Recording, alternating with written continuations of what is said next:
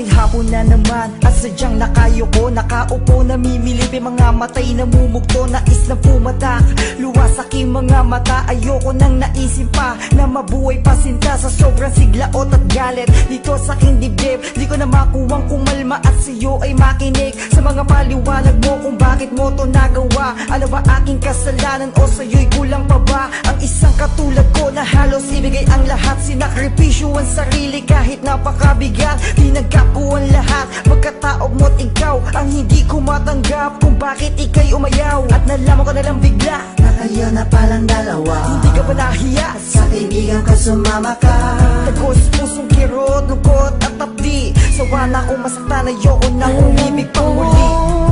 Hindi rin naman tayong dalawa ay magkakaiwalay.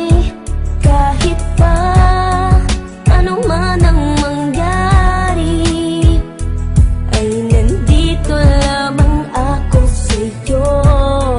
Tatanggapin muli kita sinta, sa kabila ng iyong mga nagawa, ay di ako magbabago sa'yo.